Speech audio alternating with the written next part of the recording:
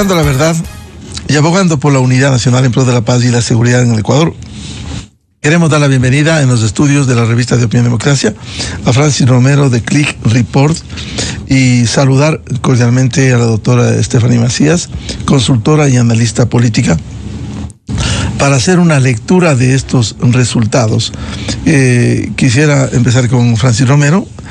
Francis, de acuerdo al seguimiento que se venía haciendo en el país, la mayoría de encuestas daban cuenta de un triunfo de Daniel Noboa. Sin embargo, el margen que casi todas coincidían era un margen, con todo el margen de error que hay, muy pequeño. Se hablaba de unos 5, 2, 3%, pero un triunfo tan contundente como refleja los datos de esta mañana que revisábamos, porque se va actualizando permanentemente, cuando virtualmente hay 99,29% de actas válidas, solo faltan 82 con novedad, y hay que despejar las novedades. Esa es la democracia. Actas pendientes 213 que hay que procesar, una diferencia de 11,20%, 1.178.977. ¿Acaso no es contundente el triunfo? Muy buen día, Francis. Miguel, muy buenos días, muchas gracias por la invitación. Para mí es un honor estar con usted esta mañana y con la doctora desde Guayaquil. Un saludo cordial. Miguel, primero yo creo que hay que felicitarle al pueblo ecuatoriano. El día cívico que vivimos fue extraordinario, lleno de paz, lleno de certezas, lleno de lo que la mayoría de los ecuatorianos necesitaba, ese ambiente para empezar una nueva era en el país, que creo que es lo que se está dando ahora con los resultados obtenidos. Ahora, con relación a lo que se vivió ya en el tema electoral, yo quiero recordarle, Miguel, que el presidente Noboa creo que ha hecho dos cosas que nunca antes se han hecho en la historia. La primera, en la primera vuelta del año 2023, cuando él, sin tener la mayor posibilidad de llegar a pelear o a tener chance de pasar a una segunda vuelta, después de un debate, obviamente después del asesinato de Fernando Villavicencio, viene un debate, él llega a crecer 20 puntos en una semana. Eso no debería sorprender, porque fue real. Todos vimos y todos somos testigos cómo en una semana creció 20 puntos. Continúa la historia, y lo que vivimos en esta segunda vuelta es algo también histórico. ¿Por qué? Porque es la primera vez, Miguel, que el 88% del electorado llega a una segunda vuelta sabiendo por quién va a votar. Eso no había pasado. 44% del un lado, 44% del otro lado. Eso dejaba apenas un 12% del voto que se podía dividir, o al que las candidaturas tenían que dirigir sus estrategias. Era un mercado muy chiquito. A partir del debate, creo que el correísmo cometió error tras error tras error, mientras que la candidatura de Noboa tuvo acierto más acierto más acierto. Entre las cosas importantes de resaltar del presidente son, como le digo, este importante crecimiento que logra tener en la última semana. Y esto se debe el principal factor es que él cambia de estrategia con relación a la primera vuelta, y él ya hace campaña en territorio. Él sale al territorio. Él y todo su gabinete están presentes, y usted, Miguel, sabe que no hay nada más efectivo que la campaña en territorio. A eso hay que sumarle la votación de la tercera edad, que no es por la cantidad de votos, sino es lo que simbolizó el mensaje tan contundente de que al Ecuador hay que salvarle. A eso hay que sumarle, bueno, el liderazgo con el que el presidente afrontó ya la última semana hizo que, 10 días, usted sabe, Miguel, que en el Ecuador, lamentablemente, en el Ecuador solo se pueden hacer públicos resultados estadísticos de encuestas hasta 10 días antes. Y no es por justificar, pero una encuesta 10 días antes, con todo lo que se vivió la última semana, difícilmente va a poder coincidir. Claro, porque muchos se han cuestionado, fallaron en la primera vuelta de las encuestas, fallaron en la segunda. Miguel, las encuestadoras siempre son las culpables, y principalmente para los que pierden. La realidad realidad es que las encuestas sirven para entender qué pasa cuando uno hace la encuesta. Y son herramientas científicas. Es la fotografía del día. Exacto. Y no fallan, Miguel, no fallan.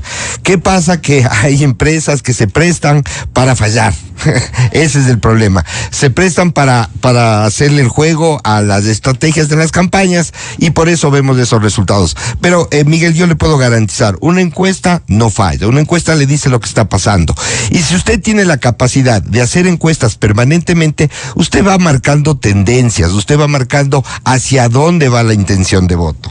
Pero hay que continuar.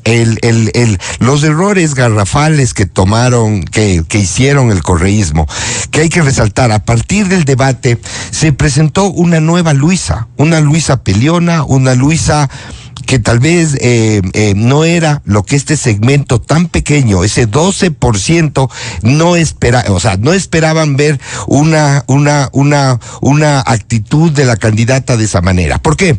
A ver, quienes ya votaban por ella, obviamente aplaudían todo lo que diga, todo lo que decía, todo lo que hacía, pero ellas, yo creo que el correísmo no entendió a quién tenía que dirigir su estrategia, que era ese 12%, que sí lo entendió el presidente de la República. Ese 12% era principalmente jóvenes. Estos jóvenes, recuerden, Miguel, hace un año dijeron: no queremos peleas, queremos un nuevo Ecuador. Y yo creo que la actitud de caballero del presidente de la República, de no responder los ataques de la candidata Luisa, yo creo que le marcó una diferencia. Mientras ella se expuso como la vieja política, la que pelea, la que tiene al Ecuador dividido, la que tiene al Ecuador hoy día roto, contra una nueva posición de asimilar, presentar los errores y presentar soluciones, que es ese segmento a lo que quería. Fíjense que de ese 12%, el 10% se va con el presidente Noboa en la última semana, y esos son los resultados que tenemos. ¿Había un empate técnico? Sí, había un empate técnico. Es más, pasan a la segunda vuelta con el empate técnico. ¿Qué pasa? No antes. El indeciso toma partido el último fin de semana, Miguel. No es que si hacíamos una encuesta 2 semanas antes, esto ya se veía. No. El trabajo de una estrategia da resultados el día de las elecciones. Y ese día es cuando los indecisos toman posición, y hemos visto que mayoritariamente en el Ecuador tomaron posición hacia el lado del presidente. Pero que yo quiero señalar 2 temas también que son muy importantes, Miguel. El primero: esta segunda vuelta tuvo más votantes que la primera vuelta, ¿ok? Segundo, el voto blanco nulo, que históricamente en las segundas vueltas crece, hemos tenido segundas vueltas que han llegado al 16% entre blanco y nulo, hoy baja al 7%, Miguel. Solo ahí, fíjese, claro, si me permite, 3 puntos de blanco y nulo son casi 500,000 votos, y 3 puntos de gente que no votó en la primera vuelta y que vino a votar. Solo ahí usted tiene alrededor de más o menos casi 1 millón de votos. Pero es importante mencionar algo, porque usted ha visto que el lado correísta, pocos del lado correísta están diciendo que hay fraude. Miren, porque no han alcanzado la misma votación que la primera vuelta. Es importante que ellos vean que no todos los que votan en la primera vuelta votan en la segunda vuelta. No es que el 100% que votó, vota. Esas diferencias es porque muchas personas que votaron en la primera vuelta no votaron en la segunda vuelta. Y hay un incremento importante de gente que participó en esta segunda vuelta. Y ahí es donde están las diferencias, ¿no? Bien, saludamos a la doctora Stephanie Macías. Ella es consultora, analista política, y quisiera su primer comentario de los resultados de estas elecciones. Decía Francis Romero que en el lado de la Revolución Ciudadana hubo un cúmulo de errores, poner en peligro la dolarización, hablar de los ecuadólares, dolarización a la ecuatoriana. Después el prófugo en Bélgica también denostó a los Estados Unidos y a la dolarización. El hablar de comités de gestores de paz, cuando uno sabe por la experiencia lo que vive la dictadura de Cuba, la dictadura de Venezuela, que son comités de la revolución para imponer y controlar a la sociedad. Y en ese escenario, la candidata presidencial apagando incendios, diciendo, no es así, no es así. Este es un cúmulo de errores, sin deslegitimar los aciertos que ha tenido en la campaña, como decía Francis Romero, el presidente candidato. Muy buen día, Stephanie. Hola, buenos días, Miguel, gracias por la invitación. Francis, nos volvemos a encontrar. La próxima que sea con un cafecito filosofal y político. Ya. Seguro. Pero dicho esto, buenos días con todos. Yo un poco lo he resumido es como fue la tormenta perfecta. Si alguien dice que solo una variable fue la que hizo que el ciudadano se decida, o solo una variable hizo que este margen sea tan grande, me atrevería a decir que estoy en contra. ¿Y por qué digo que fue la tormenta perfecta? Porque como usted decía, Miguel, puedes estar a favor o en contra del correísmo, eso es tu derecho, pero lo que sí hay que aceptar es que ellos en campaña suelen ser muy metódicos, muy disciplinados en mensaje, su comunicación suele ser propositiva, por supuesto tienen sus campañas de desinformación, pero en general todos siguen un mismo hilo conductor. Las últimas, me atrevería a decir, 3 semanas, ¿y qué es lo que sucede? Mi interpretación es, como se dice coloquialmente, cuando el agua se calienta, cada uno desde su trinchera intenta aportar a la candidatura, pero de una manera no disciplinada y comenzando a sacar sus verdaderas creencias en el sentido de, no es para nadie una sorpresa lo que creen sobre o lo que ellos piensan que sería la mejor manera de manejar las finanzas del país a través de tal vez una moneda paralela, la entrevista del presidente con su exministro en el canal ruso, las milicias urbanas o guardianes de paz, y cada uno comenzó a amplificar sus mensajes en vez de mantener su disciplina. Lo que sí es cierto, la certeza, es que entre la primera y la segunda vuelta, Daniel Noboa hace un giro estratégico, inteligente, calculado y efectivo. Y especialmente le apuesta a no confrontación, a la moderación, al rol institucional del Estado y el poder del gobierno en funciones. Y esto es importantísimo. Yo decía que uno de los grandes ganadores de la noche no solo fue el presidente, fue territorio. Porque a pesar de que estamos en esta transición digital, donde cada vez más la política se hace a través de las plataformas, el territorio, los candidatos, los ministros, los prefectos, todos acudieron al territorio, escucharon las necesidades y fueron gestores. Esto desde un punto de vista de no solo de tener el poder, sino ejercerlo para gestionarlo. Y me parece a mí que el presidente candidato después de la segunda vuelta, un poco, no es que se quitó la vestidura de candidato, pero creo que se puso el terno de presidente. Fue mucho más estadista, fue mucho más ejecutivo y todo su equipo de campaña se volcó a territorio. Doctora Stephanie Macías, ¿y qué piensa usted de este rezago, estas pocas voces, porque esa es la verdad, el prófugo en Bélgica, el dictador Nicolás Maduro, hablar de fraude con una diferencia de 1.178.000 votos?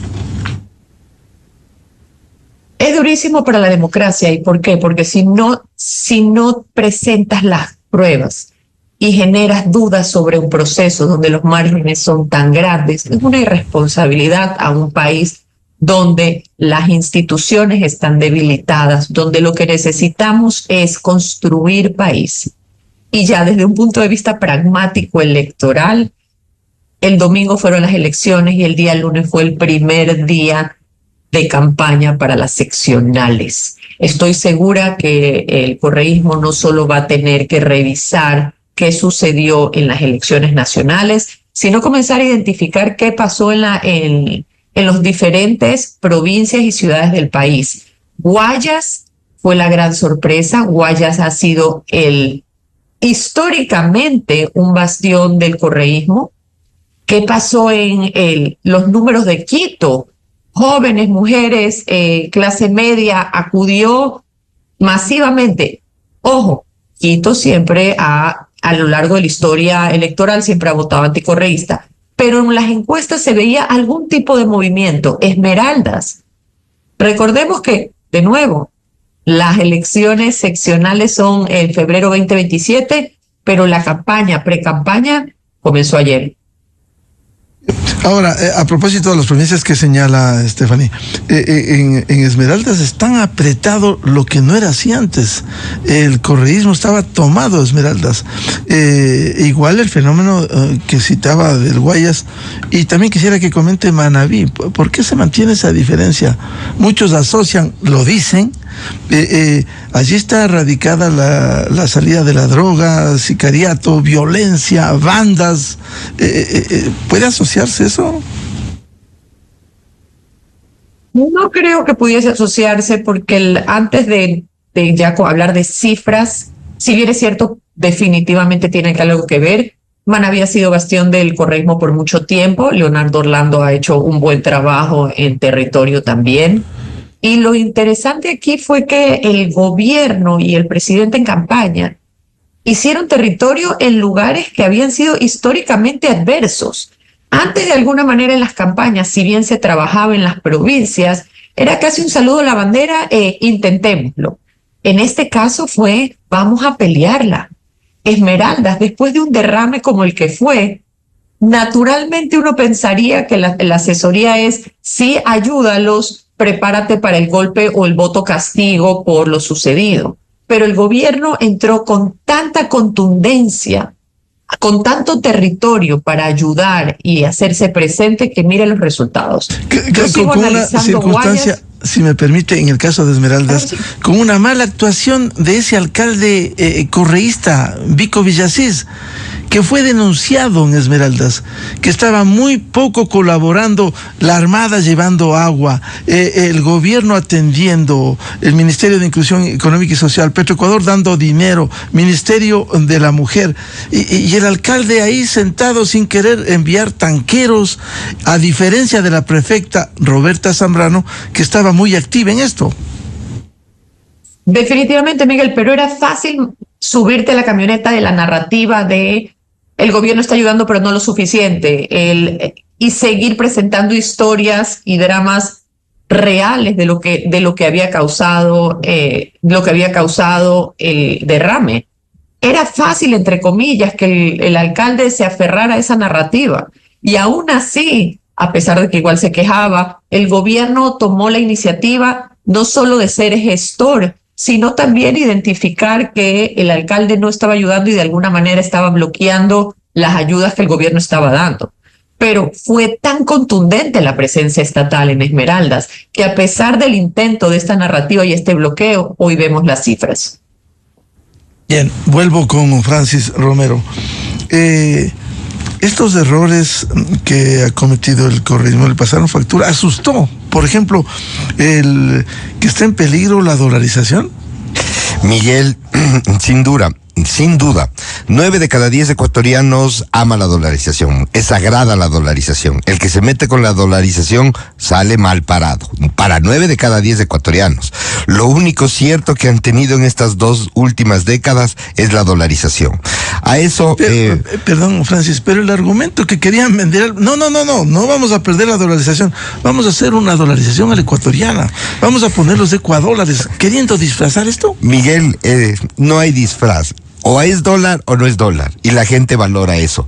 Mire, si bien muchas generaciones ya no vivieron la época del sucre, los tristes recuerdos que deben contarles sus padres, sus abuelos, no deben ser muy, muy agradables, porque lo que vivíamos en esa época, usted recuerda, Miguel, era cómo se hacía líquido el dinero que uno recibía mensualmente en cuatro cosas.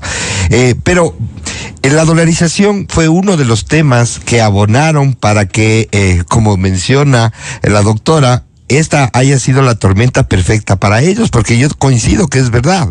Ellos tuvieron eso, que arranca entre ellos mismos se boicotearon las campañas. Arranca Paola Cabezas con sus ecuadólares y nunca pudieron aclarar o poner una alternativa real diferente. Pero no fueron ella y Gisela Garzón, Fue el prófugo en Bélgica. Es que fueron todos. Ante la televisión rusa. Exacto, porque querían validar y después como que se echaban para atrás. En todo eso seguían pasando cosas malas. Seguía pasando esto de los gestores de paz, que fue la estocada, yo creo, final la última semana, que sale el candidato a vicepresidenta a tratar de mejorar lo que dijo la candidata presidencial. Y la embarró más. Y la embarró más. Mire, todas esas cosas que van contra la libertad, que hoy es muy valorado en el Ecuador y muy vemos con los resultados, que sienten que eso es lo más preciado que tenemos hoy día en el país. Creo que eso es lo que más les pasa factura. En una elección, Miguel, donde solo el 12% del electorado estaba en pelea, que el presidente se lleve 10 puntos, es porque demuestra la contundencia y la muy buena lectura del lado del presidente, y por el otro lado la muy mala estrategia ya de la última campaña, de la última semana de la candidata González. Ahora, veamos con Stephanie, ¿hay un nuevo rumbo político? ¿Cuál debiera ser? Porque si bien se ha destacado los aciertos del presidente en campaña, ahora está llamado, por ejemplo, a tener apertura, abrirse para ampliar su régimen, hacer los cambios necesarios, combinar en el gabinete de la juventud con experiencia. ¿Cómo abrirse? ¿Hay un nuevo rumbo político? ¿Debe rectificar el presidente? Yo creo que hay un nuevo rumbo político. ¿Por qué y para qué? Solo recordemos que hoy en día los actores políticos quedan solo un partido tradicional activo, que es el correísmo, los grandes partidos tradicionales ecuatorianos, IDE, Izquierda Democrática, el Partido Social Cristiano, los nuevos como Construye, no están. Y de repente llega una fuerza que es el partido ADN del presidente electo, que fue registrado en mayo del 2024. ¿Qué quiero decir con esto? El 80% de los ciudadanos dicen no sentirse identificado con ningún partido político. Si bien esto es cierto, el camino y el vehículo para hacer política y poder hacer los cambios estructurales que el país requiere de un partido. La democracia, una de las herramientas, una de las piezas clave, es la participación, pero también los partidos políticos. ¿Y por qué digo esto? Porque ahora en la Asamblea, esta nueva era de alguna manera, la vieja política, por decirlo así, de este partido tradicional de los últimos 20 años, que es el correísmo, y la nueva política, que es el partido del presidente, se van a ver cara a cara en la Asamblea. Y si algo necesitamos, y el ministro de Gobierno lo decía ayer, es unidad. El ministro de Gobierno me llamó la atención porque decía algo para bien, que decía, la época de la confrontación se terminó ayer, hoy día tenemos que construir. Y definitivamente lo que pedimos todos los ecuatorianos es lograr algún tipo de agenda mínima para la gobernabilidad. Agenda mínima de cuáles van a ser los proyectos. ¿Cómo vamos a poder trabajar en aras del progreso del país sin que existan bloqueos? Porque para hablar de gobernabilidad, la gobernabilidad se necesita de transparencia, de reciprocidad y especialmente de legitimar al oponente. A pesar de esta campaña tan confrontativa, polarizada y muchas veces tóxicas, hay que cerrar página y encontrar quién va a ser ese gestor que te va a ayudar a construir, a reconstruir los puentes con la oposición, que a través de las pasiones y la exacerbación propia de la campaña se destruyeron. Porque para ser país y para que las políticas públicas que el presidente quiere implementar se realicen, van a necesitar a alguien que vaya y venga de los dos lados para poder de alguna manera tener algún tipo de estabilidad gubernamental, de nuevo, para aplicar las políticas públicas que el presidente quiera hacer. Esto que señala Stephanie Macías, quisiera para que lo comente Francis Romero. Lo dijo ayer el ministro de Gobierno José de la Gasca, por favor, en Teleamazonas. El país se ha pronunciado, la democracia ha prevalecido, ha ganado la democracia, pues lo que corresponde es actuar con sobriedad, con humildad, aceptar los resultados. Esto no significa un cheque en blanco, esto significa que entramos en una fase de reconciliación nacional para seguir gobernando para los 18 millones de habitantes. La victoria se obtuvo ayer, la campaña electoral se acabó ayer, la época de la confrontación y de las disputas se acabó ayer. Nosotros creemos en un país que construya una cultura de paz para todos.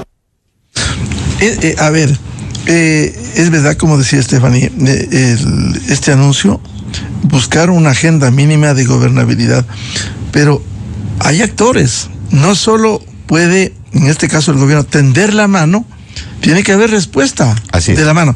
Entonces, debe cambiar esa política, esa agenda de oponerse, como no han sido poder los últimos años, la Revolución Ciudadana, oponerse por oponerse, desestabilizar, lo hicieron a Guillermo Lasso, y su agenda debiera cambiar la impunidad, porque ellos hablan de impunidad, sacarle a Glass de la cárcel condenado por delincuencia y reivindicar al prófugo en Bélgica. Debiera cambiar esa agenda de impunidad para que haya una agenda mínima de gobernabilidad.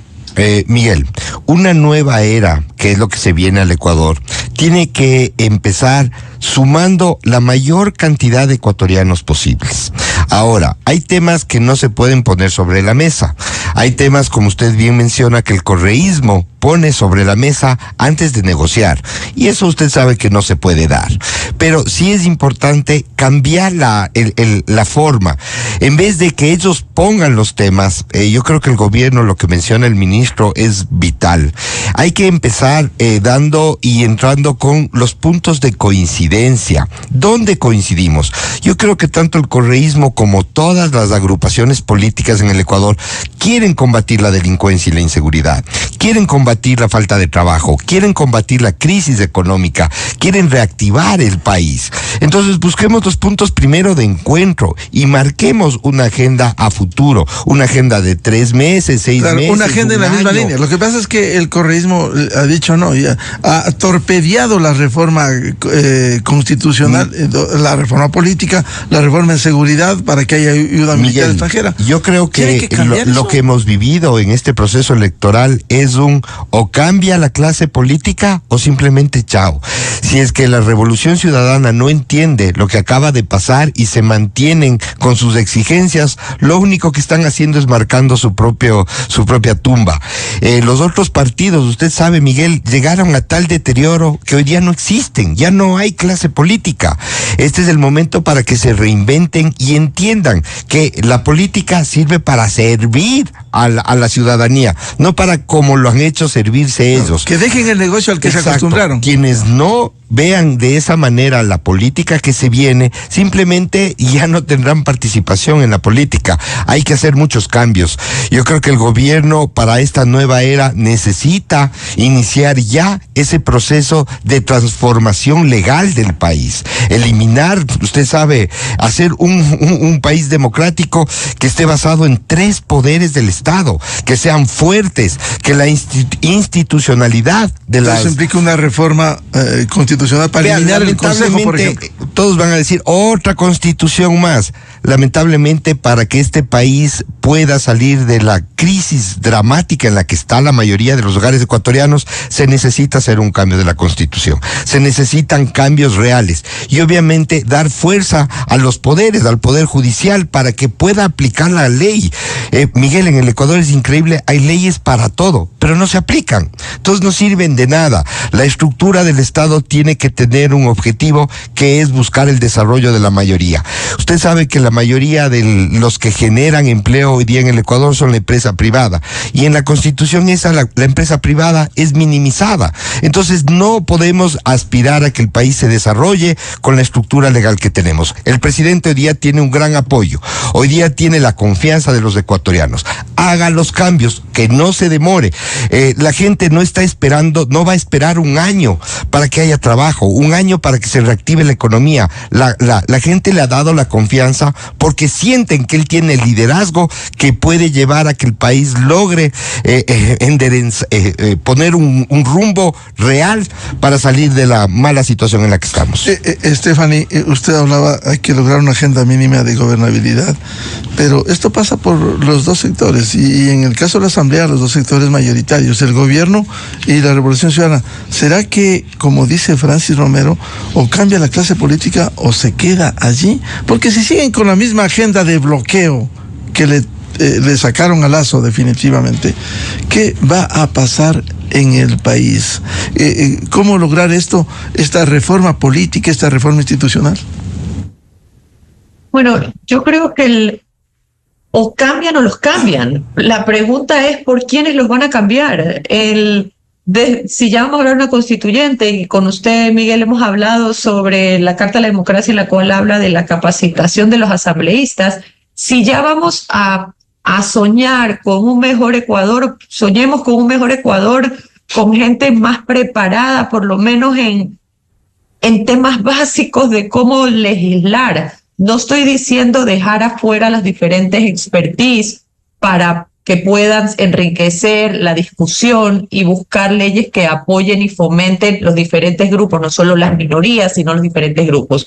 Pero sí tenemos que hablar de una profesionalización política donde quienes aspiren llegar a algún puesto de poder requieran algo, por lo menos conocimientos mínimos. Eso lo hemos hablado con usted, uno de los grandes retos en la Asamblea no solo es quiénes llegan, sino cómo llegan y con qué herramientas llegan para poder ejercer ese poder y poder legislar de una manera acertada y en aras de nuevo de este mejor país. Pero también es cierto que Ecuador entra en una etapa de posibilidades, pero no nos equivoquemos, pero no de certezas. Tienes un presidente de un capital político inmenso, 11 puntos de diferencia, pero un país cansado de confrontación, un entorno internacional que te ayuda de alguna manera para proyectarse la relación con Estados Unidos y con Trump. Nos puede dejar soñar, tal vez un TLC, volver a sentarnos a la mesa. Pero para que esto funcione, necesita lo más difícil: el liderazgo firme del presidente, consensos reales y reformas bien gestionadas. Si no se delinea la cancha bien clara y se pone a los mejores jugadores para poder hacerlo desde un poco una comparación futbolística, no importa que todas las estrellas se alineen. Ya vimos lo que pasó con la tormenta perfecta, a pesar de que los números daban y que había toda una maquinaria en territorio. Los números no mienten, 1 más 1 es 2. Y hay ciertas variables como liderazgo, consensos reales y reformas bien gestionadas que son necesarias para poder comenzar el camino hacia el Ecuador que todos queremos. Y el escenario de la Asamblea, usted ve manejando ADN y colaborando la Revolución Ciudadana o haciendo oposición de nuevo. Como estamos a 2 días después de la elección, quiero aferrarme a lo positivo y por lo menos soñar con que por lo menos las 3 semanas todos van a intentarlo. Yo me recuerdo que cuando llegó el presidente en las elecciones pasadas, la gente decía, bueno, pero la Asamblea no dejó hacer nada, bloqueó a Guillermo Lazo, esto va a pasar con este presidente. Y de repente vimos que de la nada Proyecto 1 pasó, Proyecto 2 pasó, Proyecto 3 pasó, y todos dijimos, wow, esto sí es posible. Entonces, hoy martes me aferro y anhelo que por lo menos 2 semanitas lo intentemos. Bueno, sí, muy importante, porque además hay que decirlo al concluir este debate, agradecerles a ustedes. Sí se percibe en el Ecuador un ambiente de paz, de sosiego, de tranquilidad, especialmente para el futuro de las familias ecuatorianas, porque lo otro realmente asustaba en el Ecuador. Muchas gracias a Francis Romero. Miguel, muchas gracias. Solo quería decirle que hasta el día maravilloso en Quito, sin nubes. nos dice que se viene un buen futuro, se vienen mejores días para todos los ecuatorianos. Y como decía, entrevistamos el viernes al cardenal Luis Cabrera, decía que el Sagrado Corazón de Jesús y Dios bendiga al Ecuador. Y parece que eso se produjo, Stephanie. Amén. Y qué bueno el clima, porque las 2 semanas que estuvimos, que estuve con usted, Miguel, estábamos congelados. No sé si que es por monita, que no estoy acostumbrada a tanto frío, pero Quito estaba helado. Me alegro que el sol brille para todos ahora. Y ahora que brille para la democracia, Stephanie. Amén. Dice, pero también es cierto, hay una frase que siempre repito que dicen que toda madre quiere que su hijo sea presidente, pero ninguna madre quiere que su hijo sea político. Pero este país necesita de políticos serios, comprometidos, que en verdad quieran hacer el cambio. ¿Usted cree en la Asamblea Constituyente que anunció el presidente tiene el compromiso?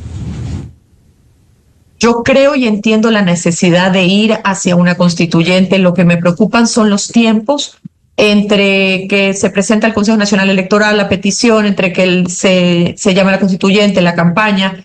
Casi me preocupan los tiempos porque estarías metiendo constituyente y seccionales casi al mismo tiempo. Y eso un poco me preocupa. Especialmente porque recordemos que el ecuatoriano ha ido 8 veces a las urnas en las últimas 4 años. Cuando ya pensabas, yo hice un tuit hace 3 días diciendo, chao elecciones, no te vamos a extrañar. Es el momento de comenzar a trabajar y trabajar por el país que queremos.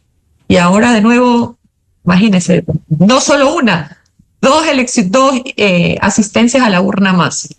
Sí, efectivamente. A ver, para que comente eso, Francis Romero, en verdad, 2021 elegido Guillermo Lasso, en 4 años, el periodo de un presidente, hubo 3 presidentes, digamos, en las urnas. Presidente Lasso, presidente Noboa por 1 año y medio para completar el periodo y presidente Noboa para el periodo normal. Miguel, yo creo que... Y consultas populares, Miguel. Claro, sí, 2. por medio. Miguel, pero, a ver, no importa cuántas veces la ciudadanía va a votar. Esa es la democracia. Mientras, a ver, yo creo que hoy más que nunca necesitamos que la ciudadanía se pronuncie con una visión de una nueva estructura del país. Sin esta estructura nueva del país, lamentablemente vamos a seguir poniendo parches y que no van a permitir realmente combatir los principales males que tiene nuestro país. Miguel, no es justo, o sea, no es, yo sé que es legal hoy día con la Constitución, pero no está bien que los delincuentes tengan más derecho que las personas de bien. Entonces, partiendo desde esa simpleza, yo creo que el Ecuador necesita sentar las bases para ser una potencia real. Usted sabe toda la enorme cantidad de recursos naturales, la potencia que tenemos nosotros al tener una población joven. Eso es una ventaja extraordinaria comparativa con otros países, que no la estamos aprovechando, más bien la estamos desperdiciando porque la gente joven no tiene que hacer, no tiene que estudiar, no tiene que trabajar, dónde trabajar. Entonces, si nosotros replanteamos la estructura y todo lo que se está viviendo a nivel mundial, yo creo que de lado nos está beneficiando, como se dijo, el corazón de Jesús sí nos está dando una mano. Yo creo que es el momento para aprovechar, y para aprovechar hay que hacer bien las cosas, no parcharlas. Hoy día el presidente tiene el apoyo mayoritario de los ecuatorianos, él tiene la capacidad de decidir el futuro y marcar bien las bases para construir ese Ecuador que todos queremos. Stephanie, un comentario sobre esto que es importante. Hemos concurrido a las urnas de manera permanente, como bien citaban, elecciones, consultas populares. Está bien eso, pero la democracia no solo es electoral, la democracia también es la solución de los problemas. No es posible que haya una clase política, con honrosas excepciones, que mantenga en la pobreza a un sector de la población que finalmente es una población del que usan para que vayan a las urnas. ¿Cómo es posible que aquí hay el concepto de países con grandes riquezas internas, pero sentados en la miseria? Porque yo creo también, Miguel, que necesitamos, decía Francis, la constituyente no solo es necesaria, es imperativa. no solo para hablar de los temas judiciales, sino también para hablar de los temas neurálgicos del país. Con usted hablamos la vez pasada sobre la deserción estudiantil. Después del COVID, muchos chicos no regresaron al colegio porque sus familias se acostumbraron al ingreso extra de estos chicos que no estaban yendo al colegio. ¿Qué vamos a hacer con ellos? ¿Cómo vamos a hablar de los chicos que finalmente sus padres, con todo el esfuerzo del mundo, los logran graduar y son bachilleres y llegan y no hay suficientes espacios en las universidades públicas para estos chicos? Yo creo que lo que tenemos que sentarnos es todos desde cada una de las trincheras para hablar de el país que queremos, pero ese país que queremos, como decía Francis, requiere también sentarnos a pensar qué vamos a hacer para darle ese país que queremos, a esas oportunidades a los jóvenes. Yo le apuesto muchísimo a la educación, pero también a la responsabilidad y a incluir al empresariado que nos ayude. La empresa privada tiene iniciativas maravillosas que pueden ayudarnos. Creo que el salir adelante del país y ese país que todos soñamos requiere de la mano y especialmente del expertise de todos nosotros. Cada uno de su expertise debiese poder tener la oportunidad de aportar al país que queremos. Usted ha tocado un tema de fondo, Stephanie, y hay tantos ejemplos que podemos citar, países pequeños que pasaron al primer mundo, que eran como Haití y que ahora están al primer mundo, y uno de ellos Singapur, para mencionarlo, en el Asia. Sin educación de calidad, ¿acaso no hay esperanza de desarrollo, Stephanie? No sé si no hay no solo educación de calidad, sino que de qué nos sirve que finalmente los chicos estén preparados para este mundo. Encima estamos hablando que son nativos digitales. Estamos hablando de un mundo en el cual no solo es la educación como la conocíamos, sino que hay que agregar todas las herramientas que necesitan para salir adelante en un mundo y en un mundo globalizado digital. Sino también tenemos que hablar de qué oportunidades les vamos a dar. ¿Qué pasa cuando se gradúan? Necesitamos de alguna manera, es como una rueda, no importa cuán grande y cuán fuerte sea la rueda, si las piedras se comienzan a acumular en el camino, llega un momento en el cual no rueda. Y creo que esto, cuando hablamos de acuerdos comunes para la gobernabilidad, estamos hablando de eso. Para salir adelante necesitamos de todos. A veces es fácil decir es los políticos, es el presidente. Hoy nos dimos cuenta en estas elecciones que la sociedad civil se organizó en muchos lados para activarse a favor de lo que ellos creían o consideraban adecuado. Y hoy ese mismo, digamos, aparataje social que se organizó pudiese mantenerse activo para seguir moviéndose en aras de lo que cada uno de estos grupos sociales cree que debiese ser el país. Y como usted decía, la democracia no solo se inspira, también se construye. Para construir democracia necesitamos la participación de la sociedad civil, del gobierno, de la oposición y de los políticos, que no necesariamente estemos de acuerdo, pero todos somos parte de esta misma historia. Decía Francis, temas, ¿quién no puede estar de acuerdo con el contar con un mejor sistema educativo? Porque si no cambia la educación, no hay perspectivas de desarrollo. Sí, Miguel, a ver, la educación es uno de los pilares fundamentales para que nuestro futuro, nuestros jóvenes, tengan aparentemente un mejor desempeño en su vida. Lamentablemente hoy día el Ecuador no les da las oportunidades que quienes ya tienen una educación se merecen. Entonces, algo está mal. No puede ser que en el Ecuador el que quiera invertir esté tachado antes de invertir o cuando ya hace la inversión como un potencial delincuente. Una persona que es empresario y si no cumple con sus obligaciones es un delincuente, una persona que está arriesgando su capital. Entonces hay que cambiar la forma de ver las cosas y eso no se hace, creo yo, en consenso. Yo creo que el Ecuador hoy día escogió un presidente por su liderazgo. Yo creo que él tiene que marcar el norte del país y creo que hay que sumarle a las las opciones que nos ponga el presidente, pero él es el responsable de liderar el país, es él el que tiene que decir, yo propongo esta constitución, y que los ecuatorianos digan aceptamos o no la aceptamos. Yo creo que esa es la forma de sacar al país adelante. Si estamos buscando consensos con todos los que conforman el Estado, simplemente vamos a llegar a nada. Alguien tiene que tomar la batuta, alguien tiene que tomar el liderazgo y presentar las alternativas que existen. Hay estos planes que la mayoría de ecuatorianos decida. Si no, Miguel, vamos a seguir hablando y vamos a hacer lo que siempre hemos sido. Nada. El país frenado, un país que depende. La parte económica del país depende de la parte pública. ¿Qué país? Fíjese Colombia. Puede haber todos los caos políticos, pero la parte productiva sigue trabajando. Hay una sólida institucionalidad. En el Ecuador no, Miguel. En el Ecuador va a haber algo, oyen que va a haber un paro o algo, y ya se para la parte productiva. No puede ser de esa manera. La parte productiva tiene que ser independiente de la parte política. Y eso se logra poniendo las cosas claras, poniendo las leyes claras, aplicando la ley, no a dedo, no, a unos sí y a otros no. Yo creo que el Ecuador hoy, que empieza una nueva era, porque no hay peor ciego que el que no quiere ver, lo que se viene es una nueva era para el país.